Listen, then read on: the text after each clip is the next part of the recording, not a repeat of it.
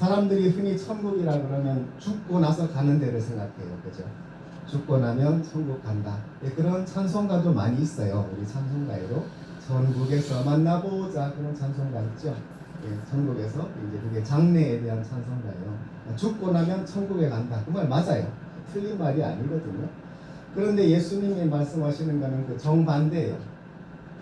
죽기 전에 천국이 온다 그러죠. 그러니까 정반대죠. 죽고 나서 천국에 가는 게 아니라 죽기 전에 천국이 온다 그러셔요. 그러니까 포인트는 천국이 우리가 죽고 나서 저기 가는 게 아니고 이 땅으로 오는 것이죠. 그래서 이 땅에서 있을 때 우리가 살아있을 동안에 이제 이미 이 땅에서 천국을 살고 경험해야 되겠죠. 그게 지금 포인트고, 그래서 윤 목사님도 굉장히 강조하셨고 사실은 여러분도 찾아보시면 그런 메시지를 여러분 찾아보실 수가 있어요. 그런데 여기서 이 천국을 우리가 잘 이해를 할 필요가 있죠.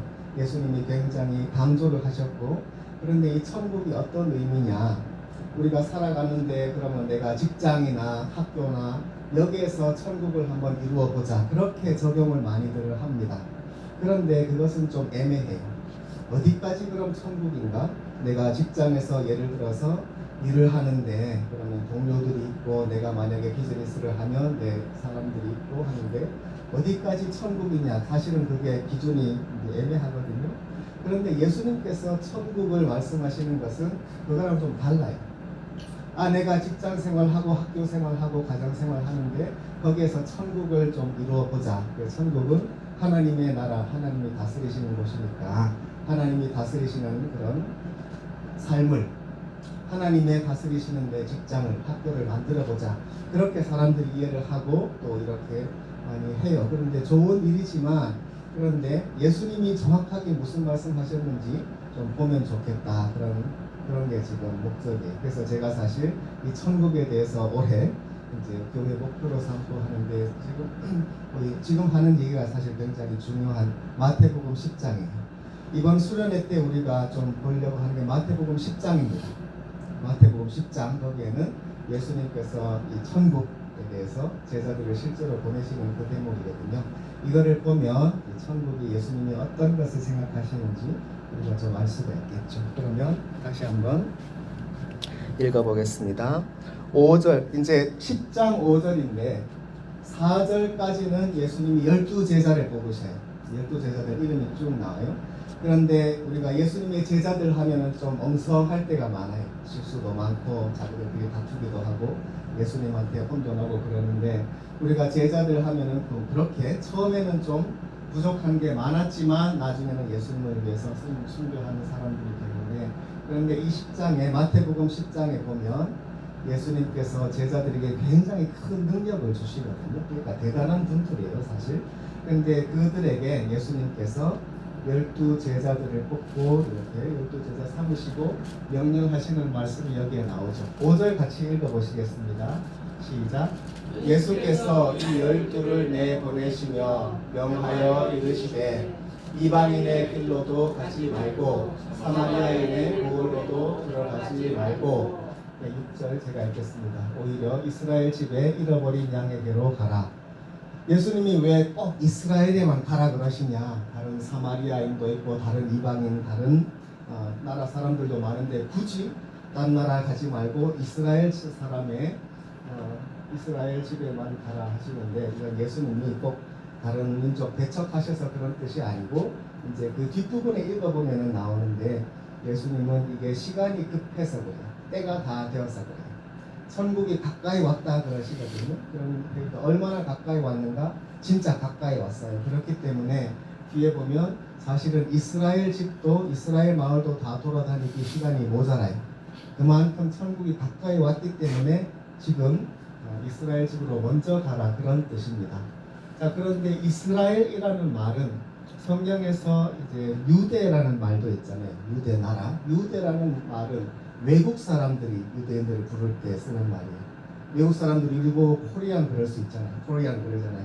외국인들은 우리를 코리안 그러죠. 근데 우리는 한국 사람 그러잖아요. 그것처럼 이스라엘 사람들 자기들은 유대인이라고 안 그래요. 그리고 만약에 누가 유대인이라 그러면 외국 사람이 우리를 그렇게 부른다 그런 뜻이고, 이스라엘이라고 하는 것은 그들이 자기 자신을, 그리고 하나님이 택하신 백성, 특별히 그런 뜻으로 부르시는 이름이 이스라엘이 되겠습니다. 그래서 예수님께서 이스라엘 집에 잃어버린 양으로 가라 그러시죠. 그 다음에 7절 같이 읽어보겠습니다. 시작. 하면서 전파하여 말하되 천국이 가까이 왔다 하고. 이게 포인트입니다. 포인트. 예수님께서 제자들을 이스라엘의 마을로 다 보내시죠. 보내시고 누가복음에 보면은 두 명씩 짝지어 보내셔요. 누가복음에는 사실 70명인데 2명씩 보내셨다고 우리가 생각해도 될 것 같아요. 혼자씩 가면 힘들고 2명씩 아마도 짝지어서 마을마다 보내시는데, 그럼 가서 제자들이 뭐 하냐? 이 얘기 하라는 거예요. 사람들에게 천국이 가까이 왔다. 하늘나라가 가까이 왔다. 여러분 순서지 앞부분에는 그 표준 세번역 번역인데, 너희들이 가면서 하늘나라가 가까이 왔다 이렇게 전파하여라 이렇게 되어 있죠. 하늘나라 천국, 그러니까 하나님의 나라인데 Kingdom of Heaven이죠. 하나님의 그것이 하나님의 나라랑 똑같습니다. 하나님의 다스리시는 그 나라가 가까이 왔다. 그래서 그들이 할 일은 8절이 되겠습니다. 8절 같이 읽겠습니다. 시작. 병든 자를 고치며 죽은 자를 살리며 나병한 자를 깨끗하게 하며 귀신을 쫓아내되 너희가 거저 받았으니 거저 주라. 이것이 제자들이 할 일입니다. 마을마다 돌아다니면서 이제 마을마다 가운데 중앙쯤에 가면은 늘 마을에는 시청도 있고 시장도 있고 사람들이 많이 모이는 데가 있을 거예요. 거기에 가서 이렇게 하라는 것입니다. 그리고 예수님께서 이렇게 능력을 먼저 주셨겠죠. 그래서 가서 예수님께서 하셨던 것처럼 제자들도 병든 자를 고쳐주고 심지어 죽은 자를 살리고 이런 능력까지도 주십니다. 나병 환자를 깨끗하게 하고 귀신을 쫓아내고 이런 일들을 막 하는 거예요. 그러면 그 마을에 사람들이, 제자들이 이렇게 하는 걸 보고 깜짝 놀라겠죠. 그리고 막 데려오겠지요. 병든 사람들, 이렇게 귀신 들린 사람들을 더 데려올 거예요. 그럼 제자들이 그들도 다 도와주겠죠. 그러면 사람들이 막 모였어요. 그러면 그 사람들은, 이스라엘 사람들은 이런 일이 있으면 이거는 하나님이 하시는 일이다. 그러면 저분들은 하나님의 사자들이다. 하나님이 보내신 사람들이니까 저분들이 무슨 말씀 하시는지 들어보자 이렇게 돼요. 이스라엘 사람들은 하나님이 뭔가 말씀하실 것이 있어서 우리들에게 하나님의 사람들을 보내셔서 이렇게 하신다고 사람들은 알아요. 그러면은 그 사람들에게 전할 메시지가 딱 저거예요. 7절에 천국이 가까이 왔다. 되게 쉽죠? 간단해요. 복잡하게 설명할 필요도 없고 사람들에게 이렇게 병든 자를 고쳐주고 한 다음에 메시지는 이거예요. 천국이 가까이 왔다. 그러면 이스라엘 사람들은 다 알아들어요. 그분들은 구약 성경을 기본적으로 이제 알고 있기 때문에 다는 자세히는 모르더라도 다 읽지는 못했을 수도 있죠. 그때는. 그렇지만 워낙 그런 게 들은 게 많으니까 그분들은 그게 자기들의 역사니까 하나님의 나라라는 걸 그분들이 다 알거든요. 그런데 뭔가 멀리 느껴졌던 거예요. 천국, 하나님의 나라, 하나님이 다스리신다 다 아는데 뭔가 멀리 느껴졌었거든요. 그리고 삶은 힘들고 하니까 그냥 생활 속에서 그렇게 살고 있는데, 우리가 이사야 52장의 설교 말씀 들으셨던 것처럼 하나님이 다스리신다 그런 메시지가 이제 제자들을 통해서 왔고 그 천국이 가까이 왔다 그러는 거예요. 여기서 8절에서 특별히 귀신을 쫓아낸다는 그런 말씀이 있어요. 이 귀신이라 그러면, 그러니까 성경에서 구약에는 별로 안 나오는데 신약에서 갑자기 많이 나오는 단어들이 있어요. 중요한 단어들이죠. 예를 들어서 신약에는 부활이라는 단어 갑자기 많이 나와요. 구약에 비해서. 그리고 성령 이런 단어도 갑자기 많이 나오죠. 그런데 신약에서 또 귀신이라는 말도 갑자기 많이 나오거든요. 그런데 이 귀신이라는 단어가 우리 한국말로는 우리가 귀신이라 그러면 저 옛날에 왜 전설의 고향 그런 거 있잖아요. 그런 느낌이 있어가지고 사람들이 귀신이라 그러면 그런 걸 가지고 좀 상상을 하니까 우리말로 한국말로는 좀 이렇게 살짝 오해할 수도 있어요. 그런데 원래 귀신은 디몬이거든요. 디몬이라는 단어인데 유대인들에게도 이 단어가 외래어예요. 헬라어거든요. 유대인들의 입장에서는 원래 이 귀신이라는 디몬이라는 단어가 없어요. 원래 유대인 히브리 말에는 히브리 말이나 또 유대 예수님이 아람어를 쓰셨는데 그 아람어에는 이 디몬이라는 단어가 없어요. 그냥 뭐 악한 영 이렇게나 말할 수 있죠. 그러니까 이 귀신이라는 단어가 헬라어고 헬라에서 넘어온 외래어를 쓰는 거예요. 그런데 신기하게 헬라어 단어가 외래어가 들어와서 그런 개념이 생겼는데 이게 실체가 된 거예요. 이 귀신이라는 디몬이라는 외래어가 그냥 단어고 그냥 우리가 쓰는 말이고 그런 것을 넘어서 실체가 되어버렸어요. 그래서 사람들이 여기저기서 나 디몬 걸렸어, 나 귀신 걸렸어 이렇게 이런 사람들이 나오고 있었던 거예요. 너무 사실 좀 무서운 거고 신기한 거거든요. 어떻게 어떤 단어와 생각이 실체가 되어서 어떤 영적인 실체인 것처럼 사람들에게 이렇게 들어옴을 주느냐 이런 것이죠. 그래서 이것이 예수님께서 이런 영적인 세계를 드러내신 것이고 그리고 기도하면서 그런 것들을 예수님의 능력으로 또 하나님의 사랑으로 쫓아내는 것을 예수님께서 보여주셨죠. 그래서 사람들이 이것으로 인해서 고통받는 것을 주님께서 구원해 주셨는데 이 귀신 디몬이라는 이 헬라어는 그러니까 어떤 영적인 현상, 그래서 사람이 귀신에 들려서 아프고 그렇게 또 그래서 귀신을 쫓아내고 그런 것도 우리들이 생각해야 되고 또 한편으로는 근데 의미가 더 커요. 사람들이 그렇게 조금 이제 막 기도원에서 기도하면서 귀신 쫓아내는 그런 거를 많이 생각을 하는데 그런 의미도 물론 중요하고 그런데 좀 더 많은 의미가 있어요. 뭐냐면 헬라어 단어가 들어왔다 그랬잖아요. 그러니까 헬라 문화가 들어오고 헬라적인 그런 사상이 들어온 거거든요. 그런데 그게 구체적으로 뭐냐면 헬라 문화가 어떤 유대인이나 이런 다른 민족에 들어갈 때 헬라 문화를 세우는 것들이 몇 가지가 있어요. 대표적으로 극장. 여러분들 이렇게 저는 오페라를 너무 좋아해서 오페라 보러 가거나 아니면 뮤지컬이나 보면 다 극장이고 요즘은 케이팝 그래서 노래하고 그 춤추고 하는 것들이 다 무대잖아요. 그게 다 극장인데 그게 원류가 그리스에서 그런 걸 너무나 잘한 거죠. 그래서 지금 영화에도 헬라에서 그런 예술적인 문화적인 단어 굉장히 많이 왔어요. 예를 들어서 뮤직 이거 헬라어거든요. 원래는 그 다음에 심포니, 오케스트라 다 헬라어예요. 그러니까 그런 예술적인 게 와서 무대에서 다 공연하는 이런 것들이 굉장히 헬라 문화의 아주 좋은 탑 중에 그런 거거든요. 근데 요즘은 그게 이제 옛날에는 다 무대였죠. 실제로 연극하고 노래하는데 지금은 이제 TV가 되고 영화관이 되는 거죠. 사람들이 다 영화 보러 가고 집에서 뭐 여러 가지 비디오 보고 그런 것들이 요즘은 얼마나 잘 되어 있는지 그게 들어온 거예요. 그런데 유대인들의 이런 원래 경건하고 하나님 섬기는 유대인들의 입장에서는 이런 외래 문화가 확 들어오면 어떻게 되겠어요? 극장이 사람들의 마음을 확 사로잡는 거죠. 극장이 있고 또 대표적인 헬라 문화가 뭐가 있냐면 운동 경기 있어요. 올림픽 아테네에서 시작하잖아요.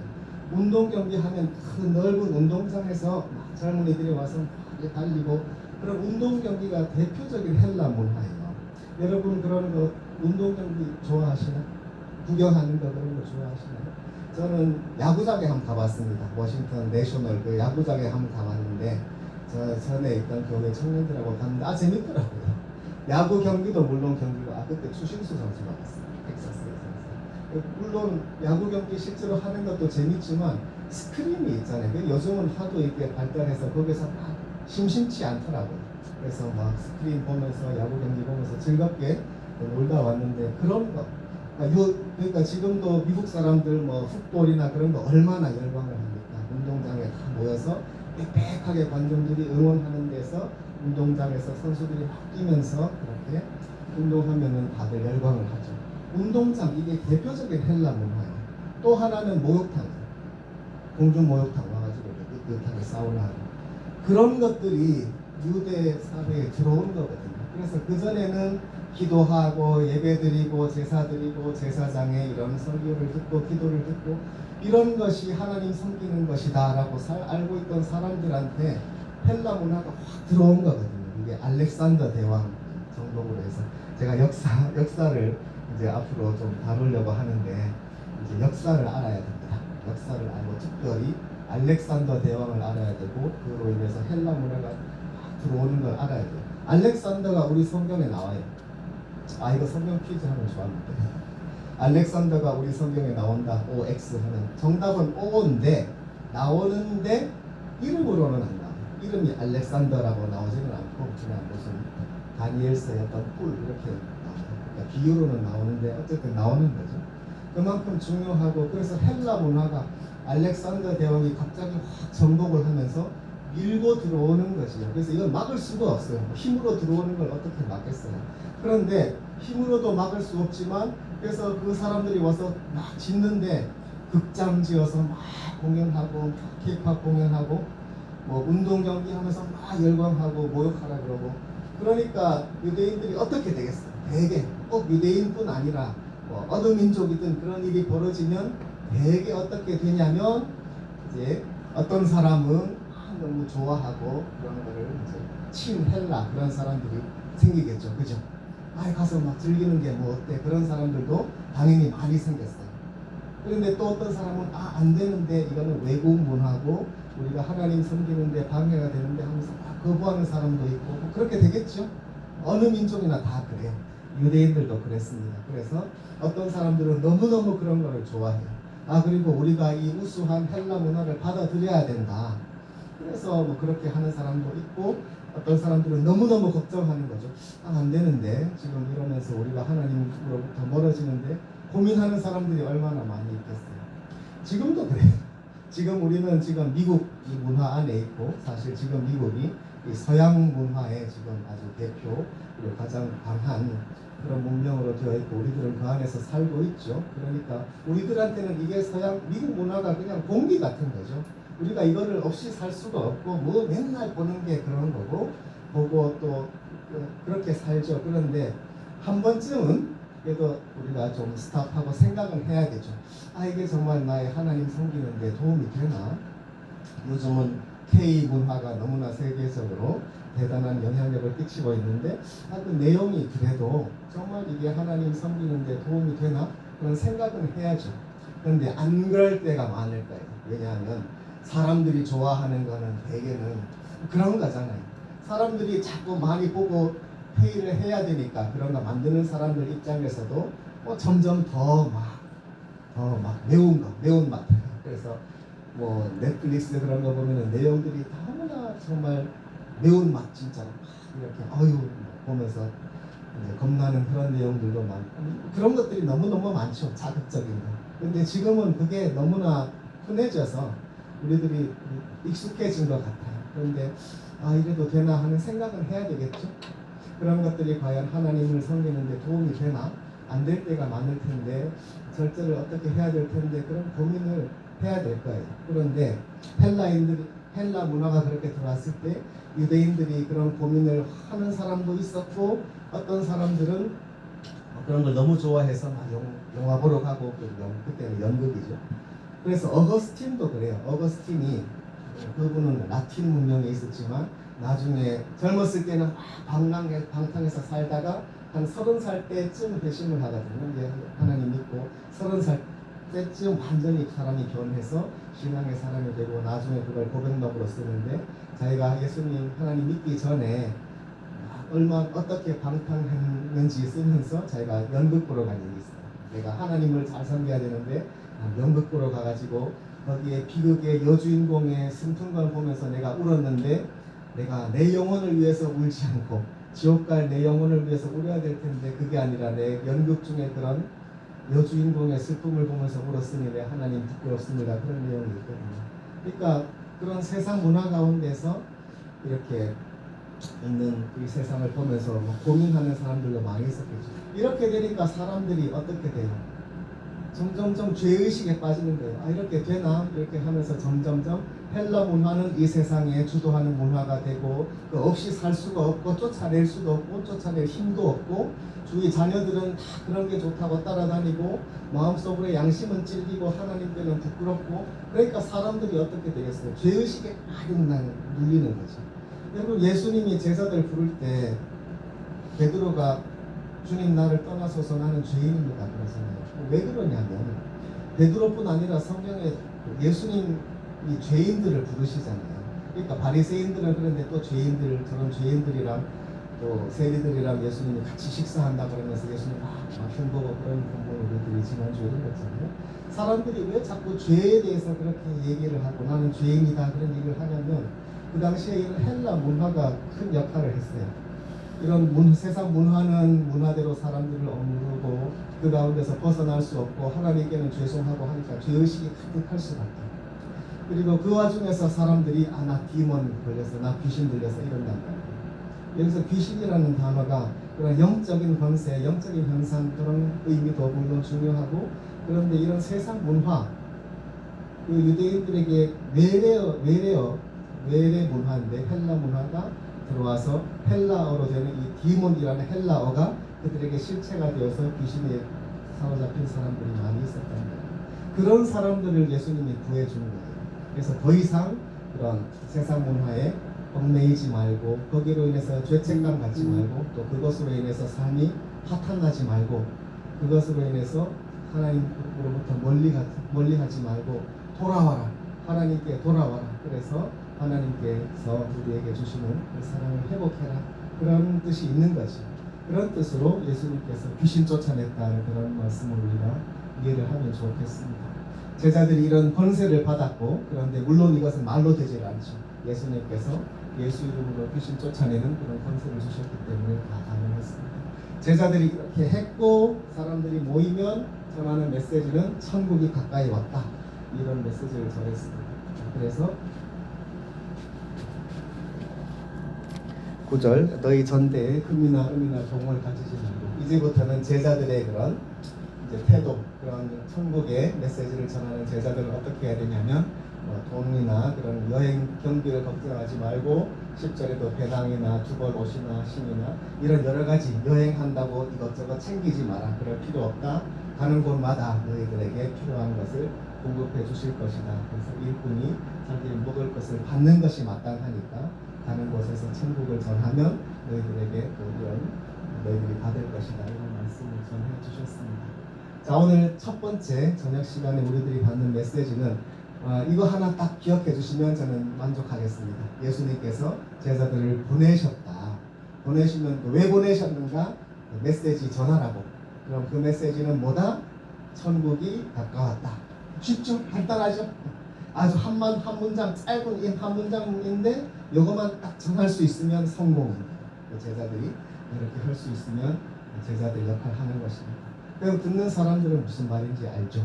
우리들이 오늘 저녁 그리고 내일 또 이렇게 그럼 천국이 가까이 왔다 하는 이 메시지가 그러면 또 어떤 의미인지 더 계속 살펴보기를 원하고 우리들이 이 시간에 함께 기도하기를 원하는데 기도하면서 이 메시지가 나의 것이 되기를 먼저 바라고 그리고 나도 이것을 전할 수 있는 사람이 되기를 원합니다. 천국은 말 그대로 하늘나라, 하나님의 나라. 그것은 하나님이 다스리시는 나라인데 하나님이 다스리시는 그 복음이 나의 삶에 먼저 실현이 되고 나를 통해서 사람들에게 전해지는 그런 우리가 되기를 바랍니다.